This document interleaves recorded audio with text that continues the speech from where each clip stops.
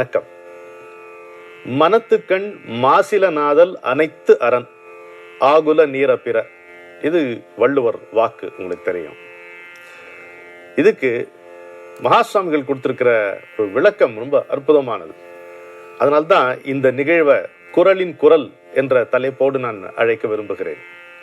அனைத்து அரண் அப்படிங்கிற சொல்ல அவர் சர்வ தர்மம், சர்வ தர்மான் நம்ம இதுல வருது இல்லையா, கீதையில சர்வ தர்மம் தான் அனைத்து அரண்கள். எவ்வளவு கச்சிதமாக பொருந்துகிறது பாருங்க. அனைத்து அரண், அனைத்து அரண் எது? மனத்துக்கண் மாசு இல்லாமல் இருத்தல் இல்லையா? மனதில் மாசு எது? ஆசை. ஆசை துடைக்க துடைக்க படியும் தூசு ஆசை இல்லையா? துரத்தி துரத்தி பள்ளத்தில் வீழ்த்துவது ஆசை இல்லையா? கிடைக்க கிடைக்க மேலும் நாடச் செய்வது ஆசை இல்லையா? தடுக்க தடுக்க இன்னும் நம்மை அதை தேடி ஓடச் செய்வது ஆசை. அதுதானே. எப்படி வழி சொல்றாரு பாருங்க. அதுக்கு அனைத்து அரண் சர்வ தர்மம். மாசு ஒன்று இருந்ததுன்னா ஏன் மாசு இருக்கக்கூடாது அப்படின்னு அது ஒரு கேள்வி எழுப்பி சொல்றாரு. பதில், மாசு இருந்தால் மற்றவர்களுக்கு தொல்லைதான், அதனால இருக்கக்கூடாதுங்கிறார். நம்முடைய மனதில் மாசு இருந்தால் அது நமக்கு மட்டுமல்ல, மற்றவர்களுக்கும் கட்டாயம் அது தொல்லை விளைவித்தே தீரும். இதை புரிந்து கொள்ள நமக்கு எந்த விதமான சிரமமும் இருக்கக்கூடாது. ஒருத்தன் ஆனந்தமயமாக இருந்தானா அவனை சுற்றி ஒரு ஆனந்த வட்டம் இருக்கும். பார்ப்பவர்களுக்கு ஒரு மகிழ்ச்சி வரும். அவனுடைய ஆனந்தம் மற்றவர்களையும் பற்றி கொள்ளும். ஒருவன் எப்பவுமே குறைப்பட்டு கொண்டிருந்தாலானால் அவன் கிட்ட போகும்போது நமக்கே அந்த நெகட்டிவ் எனர்ஜி அஃபெக்ட் பண்ணும். நம்ம விலகித்தான் நமக்கு செல்ல தோணும். If someone is a loner or someone is gloomy, you don't feel like interacting with him.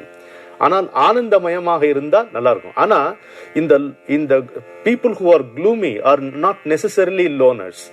அவங்க கூட்டத்தில் இருப்பாங்க. அவங்க கூட்டத்தில் இருக்கும் பொழுது ஒரு நல்ல வீட்டில் ஒரு கல்யாணமோ ஒரு நல்ல வைபவமோ இருக்கும்போது மூஞ்சி உம்முன்னு வச்சுக்கிட்டு எதுக்கு எடுத்தாலும் குறை சொல்லிக்கிட்டு இருக்கவங்க பக்கத்தில் இருந்தாங்கன்னா எப்படி இருக்கும் கொஞ்சம் யோசிச்சு பாருங்க. அந்த அட்மாஸ்பியரே ஸ்பாயில் ஆகும். அதனால்தான் மாசிலனாக இருத்தல், மனத்துக்கண் மாசிலன் ஆதல் அனைத்து அரண் அப்படிங்கிற குறள் அப்படி சொல்றாரு. என்ன சொல்றாரு? மனத்துல ஆசைகளை, இந்த மாதிரி மாசுகளை வைத்து கொண்டு வெளியில நீ செய்யக்கூடிய சமூக சேவையால எந்த பயனும் இல்லைங்கிறார். எந்த பயனும் இல்லை. அது பரோபகாரமாகவே ஆகாது அப்படிங்கிறார்.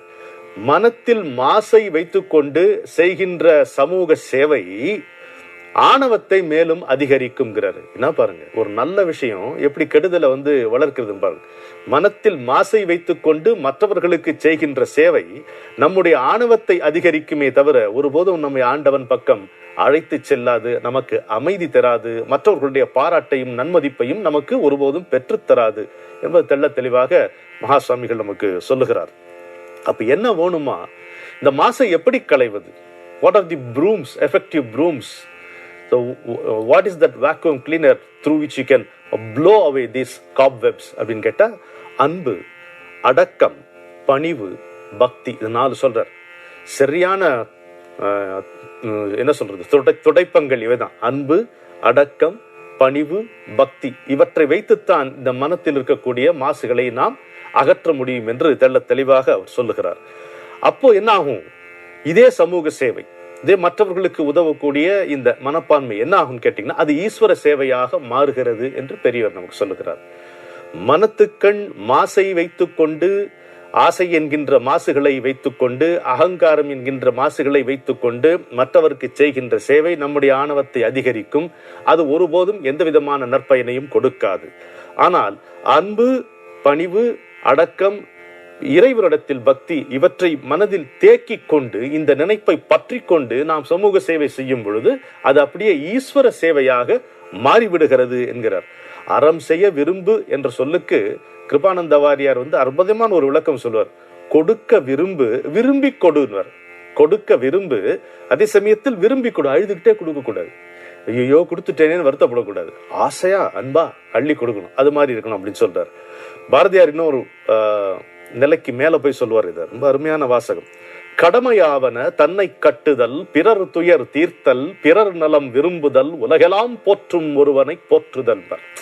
உலகெல்லாம் காக்கும் ஒருவனை போற்றுதல். முதல்ல என்ன சொல்றார்? கடமை. ஒரு 4 வரிகளில் இந்த கடமையை சுருக்கி சொல்கிறார். கடமையாவன தன்னை கட்டுதல். முதல்ல தன்னை கட்டணும். அப்ப என்ன அர்த்தம்? மனத்துக்கண் மாசிலனாக இருத்தல், புலன்களை ஒடுக்கி மனத்தில் ஆசை என்கின்ற மாசுகள், மற்றவர்கள் மேல் பொறாமை இராமை இதெல்லாம் இல்லாம இருக்கணும். இதை தன்னை கட்டுதல். பிறர் துயர் தீர்த்தல். எங்கெல்லாம் மற்றவர்களுக்கு கஷ்டம் இருக்கோ அதை நம்ம தீர்க்கணும். முடியலையா? எல்லா கஷ்டத்தையும் நம்ம தீர்க்க முடியுமா? முடியாது. பிறர் நலம் விரும்புதல். At least we can wish them well. அப்புறம் அதுக்கு பேசிஸ் என்ன? அதுக்கு ஆதார ஸ்ருதி என்ன? உலகெல்லாம் காக்கும் ஒருவனை போற்றுதல், இறைவனிடத்தில் எப்பொழுதும் பக்தியோடு இருத்தல். இப்படி செய்தால் இந்த மாசு செய்ய வேண்டும், மாசு களையப்படும். அப்போ ஒண்ணு சொல்றாரு, நமக்கு உடம்புல மாசு இருந்ததுன்னா அது புறந்தூய்மை நீரானமையுங்கிறார். தண்ணியால அதை கழுவி கொள்ளலாம். அப்ப மனதுங்கிற மாசு எங்க இருக்கு? அது உடம்புல இல்லையே. உடம்பு சம்பந்தமா இருந்தாலும் உடம்புல can you locate mind in the body? You cannot. இல்லையா?